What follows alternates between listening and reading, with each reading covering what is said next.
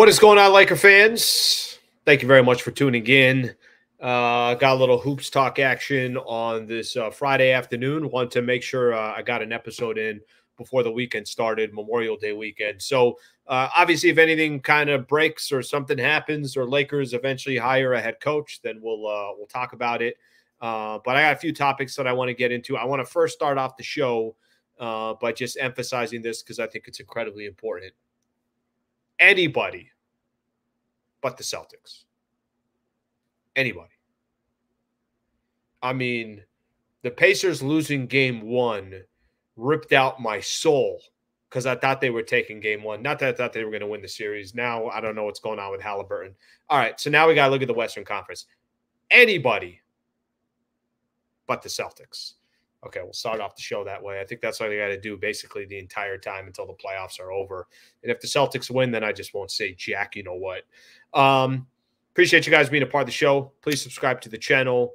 And 4 topics I want to get into today. Why do I show it to you guys like that? I should probably show it to you like this. 4 topics that I want to get into. Nobody can see it. JJ Redick is now the favorite to be the Los Angeles Lakers head coach. What a shock or surprise. I feel like I don't know what we're doing. Just give the damn guy give the man the gig because he clearly looks like he's going to get it.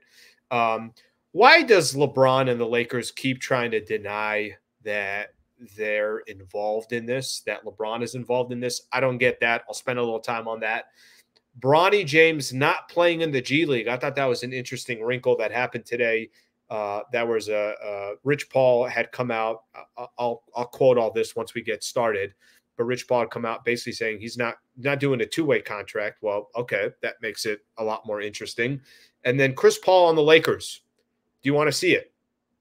I know it was back in 2011 that Chris Paul was a Los Angeles Laker for like 45 minutes, and I'm not kidding, literally about 45 minutes. Would you want to see Chris Paul as a Laker? I'm actually going to make a case for yes on that one, but I'll do that in a little bit. And let's get started with the show here. Okay, so JJ Redick, the favorite. Let me kind of quote this here because Shams Charania was on the Pat McAfee show a little bit earlier today. I'm going to read this off of what he said. He said, "I'm told last week the Lakers met with JJ Redick in Chicago at the draft combine. They met for an extended period of time to really get to know him and spend time with him. He was the first candidate to really do a face-to-face meeting. Right now, my sense is that JJ Redick is the guy around the league that everyone believes is the front runner for this job. He's in position. There's an infatuation with JJ Redick just in terms of his ability for right now, but also being a coach that the Lakers can have for years to come." Okay. We've had this conversation before. I talk about it a lot in my radio show that I do with Travis Rogers Monday through Friday on 710 ESPN. Spend some time doing it when I do Lakers talk as well. The only surprise at this point moving forward is that JJ Redick is not the coach of the Los Angeles Lakers. That's just my own personal opinion. There is no news to me. If JJ Redick becomes the coach in a day, in a week, in a month, that's not news to me. That's what I'm expecting to happen. The only thing that I think would be a surprise if David Edelman was named the coach, or Micah Nori, or Chris Quinn, or James Borrego, or Sam Cassell, some of the other candidates that predominantly are all assistant coaches in the NBA right now. That's the only surprise that would be of a storyline of substance to me, is that if JJ Redick is named if anybody else was named the head coach other than JJ Redick. That's how I feel about the situation. Obviously, anybody but the Celtics. But that's how I feel about the situation. I feel like clearly, that dude's the front runner, and everybody expects him to be the coach. Now, if you ask, hey, Al, what do you think of JJ Redick as a coach? I have no idea. Why would I have an idea of JJ Redick as coach? He's never coached before. And the Lakers have gone through 6 coaches in the last 13 years. I did this with Travis this morning. I said, Trav, if you had $100 and I told you can put it on one side or the other, let's just assume JJ Redick's going to be the coach of the Lakers. You could put $100 that JJ Redick is going to last longer than 3 seasons with the Lakers, or $100 that he won't last longer than 3 seasons. I'm going to play the odds. I'm going to tell you that I don't think he's going to last more than 3 seasons. And I'm just talking about the odds of what's happened with the Lakers. but he can also be a really good head coach and is with the Lakers for 5, 8, 10 years. I have no way of knowing. Nothing. I literally have no way of knowing of whether JJ Redick is going to be a good coach if he becomes the coach of the Los Angeles Lakers or not. So we're all just going to have to sit back.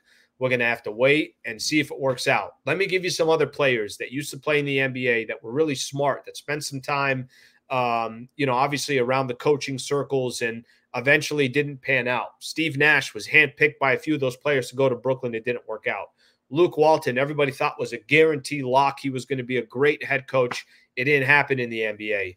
And then I could go down the list, obviously guys that have been Steve Kerr, Pat Riley, Phil Jackson, former players that weren't stars on their team and ended up being excellent coaches. I don't know what the hell the science is or the pedigree is. I don't. So I'm not going to sit here and pretend like I do know, because I have no idea. What I do know is anybody but the Celtics. That's the thing that I know the most. Anybody but the Celtics. Okay, let's you got to stop going off on these left turns here, Al. But anybody but the Celtics. So my opinion, my thoughts on JJ Redick, if he becomes the head coach, I would not be surprised if it happens. He's clearly the front runner, and I think we all know that. I think we all believe it is going to happen. And then the season will start, or free agency will start, or he'll have his, presser, his press conference and everything else. And then we'll just have to determine from there whether he's the right coach or not. The one thing that I did take away from this article that came from Shams Charania is, and I think it's one of the most important things, it's the quote that he says, there's an infatuation with JJ Redick just in terms of his ability for right now, but also being a coach that the Lakers can have for years and years to come.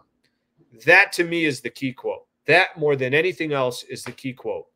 Don't look at just today. You got to look at tomorrow and you got to look at the future.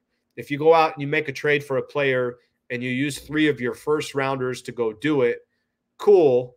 Make sure that that player can also play with Anthony Davis when LeBron James is gone. Whatever coach that you bring in, make sure that coach can come in past LeBron James, and that's going to be obviously the challenge for the Los Angeles Lakers. Okay, if you guys hear the trash trucks out there, the trash trucks are out there. What do you want me to do?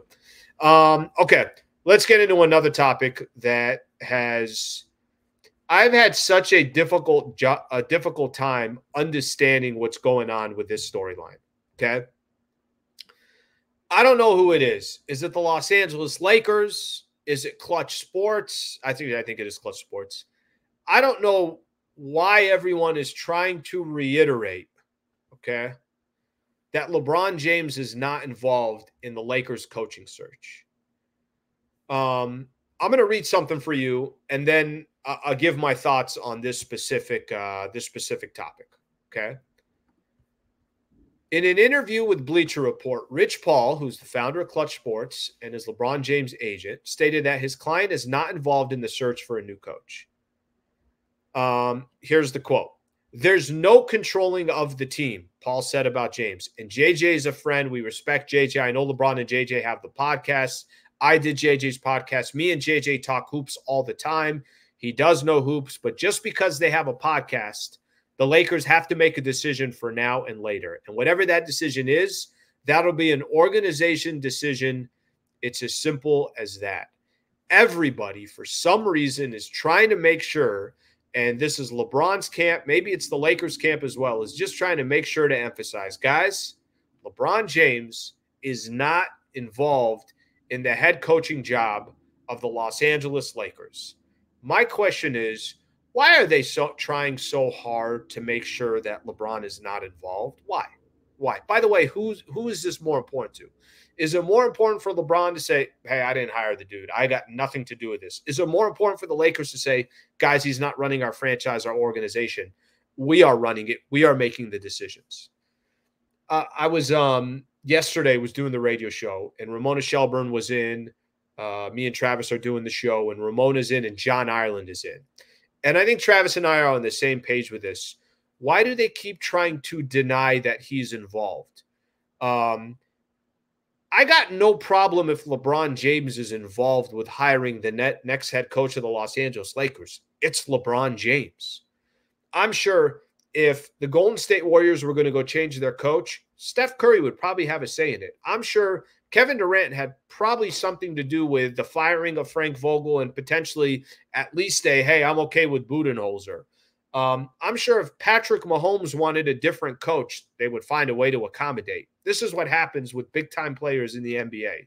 So why do we keep trying to pretend that LeBron has nothing to do with it? When we were doing, I told you, it was me, Ramona, John Ireland, and Travis.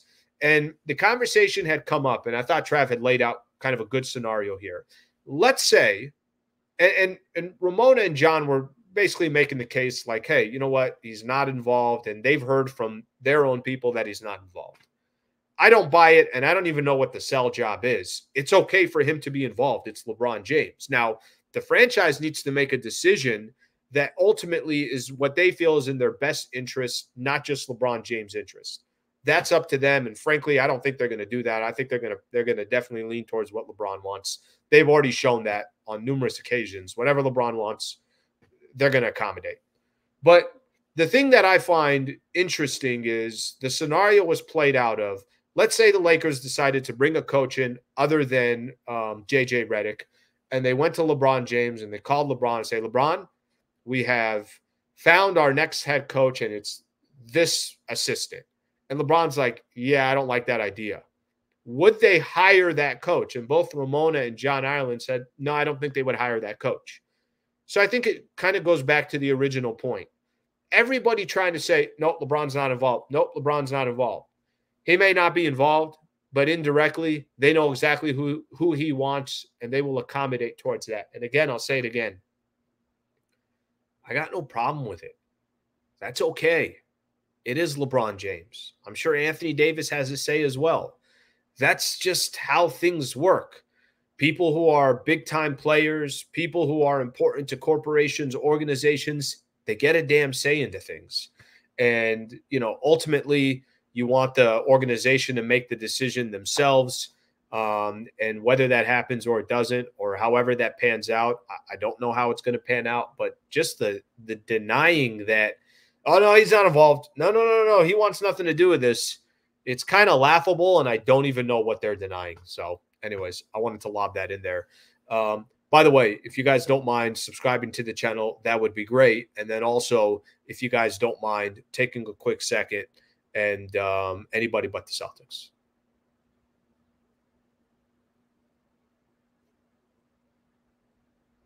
Anybody but the Celtics. Okay, let's keep this thing moving here. Did you guys see this story? Let me, I think this is interesting. And for those that, I get it, because I'm already exhausted of the Bronny James storylines because the season hasn't even started. And there's already a lot of these storylines. But let me share this. Let me share this with you guys here. And I think this one, the reason why I want to talk about it, I'm not, hey, let's go find the sexiest story and just bring it up. I think you guys know my style by now. But I think this one could have implications on the Lakers because I do think it's interesting. So let's just talk about it real quick. Yahoo Sports got this here. Rich Paul says Bronny James will not sign a two-way NBA contract. Teams know that. I'm not doing that. Okay, so let me get a little bit in here. In an interview with Bleacher Report's Chris Haynes, good dude, by the way, and great at what he does, Paul said he will not allow his client to sign a two-way contract. Yes, this absolutely is true. Teams know that. I'm not doing that. Each NBA roster has up to 3 spots for players who sign two-way contracts. Players on the two-way contracts are paid the same whether they're in the NBA or the G League and can be active for up to 50 games. So this is why I think this is important. And there's a couple other things here. Bronny's draft stock has pegged to be selected sometime in the second round. According to Athletic Shams Charania, the Phoenix Suns, whose sole pick is 22nd overall, will hold a workout for Bronny next week. Let's see what else we got here. Let's see. And while LeBron may or may not want to leave the Lakers, if it aligns where he can play with his dad, great. This is obviously Paul saying this. Am I necessarily focused on that? No, not at all. I'm focused on a team plan investment and a seriousness as it pertains to fit and opportunity. We know that there's going to be some development necessary, but what does that actually look like? The teams I've talked to know exactly where I stand. I'm not going to BS around in this process. We're going to execute our plan. I'm going to go right back up to the top that he's not signing a two-way contract. All right. Let me tell you what we know so far about Bronny James, okay? What we know about Bronny, it's pretty simple. There's a couple things that we know about Bronny James. One of the things that we know about Bronny James is he didn't really have a large sample size with the University of Southern California. And I don't think a lot of people were thinking that obviously this guy's going to come in as a first rounder. I'm sure there are people that thought out there, should this dude stay in college, kind of get his draft status back up, play another full season, and then figure it out from there? I also thought, another thing that I thought that if the Lakers hypothetically do not draft Bronny James or another team does it, you could still come on the roster. You can come on as a walk-on. And then eventually, I thought a two-way contract in the G League made a lot of sense. A lot of sense. Why wouldn't it make sense? The guy still needs to develop. I don't know. I can't sit here and tell you exactly what he's going to be in the league. How the hell am I supposed to know that? I just know that if his name wasn't Bronny James, we wouldn't be having this conversation at all. I don't believe we would be. Now, if he gets drafted in the NBA because his dad is LeBron James, cool. Then he's going to have to go figure it out from there and make it happen. But the fact that Bronny James is not playing in the G League, will not play in the G League, again, I'll take the quote that Rich Paul said, teams know that I'm not doing that. That is, I think, going to limit the amount of different places that Bronny James is going to go. Maybe he was always going to be a second rounder. Maybe teams were already thinking in their head that, hey, we don't have to throw this guy in the G League. He's going to be on our main team. But that surprises me. I didn't know that was going to be the case. I will tell you a team that sounds like would definitely take a shot at Bronny James. Of course, it's the Lakers. Of course, I've said this from the beginning, and I'll continue to say it. I don't understand why the Lakers just try to accommodate every single thing, like they have zero leverage when it comes to LeBron James. I don't understand that. And frankly, the people out there that say, oh, it's not a big deal, it's just, the 55th pick and this and that. It's not that it's the 55th pick, and it's not that it's not going to highly, highly affect the Lakers if they use their 55th pick on Bronny James. However, kind of a circus. I don't care for circus. I just want the Lakers to compete. We could be sitting here in a month from now. You're not going to like what I'm about to say, but it's the absolute truth. We could be sitting here a month from now, and the Boston Celtics could have got their 18th championship. And the Boston Celtics could be positioned to go do some real damage in the next few years. Lakers are at 17, and go look at the future of the Boston Celtics compared to the future of the Los Angeles Lakers. I don't like the look of it. I don't. And is that going to change whether they draft Bronny or not? No, but it's distractions and things that really have nothing to do with basketball that would be upsetting to somebody who's a Los Angeles Laker fan and just wants to see the franchise succeed and really doesn't care about the sideshow. It's one person's opinion. Maybe not everybody feels that way. Maybe I'm not looking at it from an entertainment perspective. But why would I? I haven't had to look at it from an entertainment perspective. The Los Angeles Lakers were built on, yes, being entertaining, but winning. Winning was always the foundation. They might be entertaining, but they compete and they win. I don't like sideshows. And I feel like this is what this is. So I think that Bronny James not playing in the G League, I don't know why that makes me believe that the Lakers, there's even a stronger chance now that they would draft him. But this is not one of these, hey, this dude's going to play in the G League. And you know what? He may not even come up, but he's an attraction out there. And there's some more focus and attention on the G League. No. If and when Bronny gets drafted in that second round, he's going to be on that squad, according to Rich Paul. They're not doing the whole G League thing. So interesting there, but that's another story that I wanted to chime in on. By the way, as you guys know, any of these topics that I've got into so far, JJ Redick, the favorite, why do they keep denying LeBron not involved, and Bronny James not wanting to play in the G League, you could feel free to comment below. Make sure you do so if you got something on your mind. Okay, I got one more topic that I want to get into, and then we're all going to go and enjoy our weekend. First off, please subscribe to the channel. Closing in on 25,000 subscribers. I try not to emphasize too much the do this, do that, but subscribing to the channel is important to the channel. And for those who've been in this channel from the beginning, you guys know how I've kind of grinded on this channel on top of doing everything else that I do because I love it. And I know these are Laker fans, and I love doing these shows for you. And I know there's a mutual appreciation. So I'd appreciate if you guys can subscribe. Okay, two more things I'm going to get into. Chris Paul on the Lakers. Do you want to see it? And then, of course, anybody but the Celtics. The theme of today's show is anybody but the Celtics. Dallas, Minnesota. Figure it out. Whoever the hell comes out of the Western Conference, anybody but the Celtics. By the way, I'm not crazy about that. If Porzingis is healthy, Dallas took game one. Badass. I actually kind of found myself cheering for Dallas. And I don't even know why, but I did. Timberwolves are a great story as well. We'll see. The Celtics been knocking on the door for a while. This is going to be new for both of these teams, but anybody but the Celtics. Chris Paul and the Lakers. Do you want to see it? This came out a couple days ago, and I haven't got a chance to get into it, so I'm just going to, obviously do it right now. But let's spend a little bit of time on this. This was coming from our buddy on his podcast, actually two good buddies, Eric Pincus, who is part of Bleacher Report, Jovan Buha, part of The Athletic. And I'm going to read the quote here. There's a universe where the Lakers signed Chris Paul. It makes a lot of sense to me. Is Chris coming for the minimum? I don't know. I don't want to say he comes cheap to the Lakers, but in the absence of a better offer, I can see that. Okay. Again, this is a report out that Chris Paul on team-friendly contract could help LeBron James Lakers amid NBA rumors. So I'll throw the question out there, and we'll get to Laker fans out there. Would you want to see a world where Chris Paul is on the Los Angeles Lakers? Now,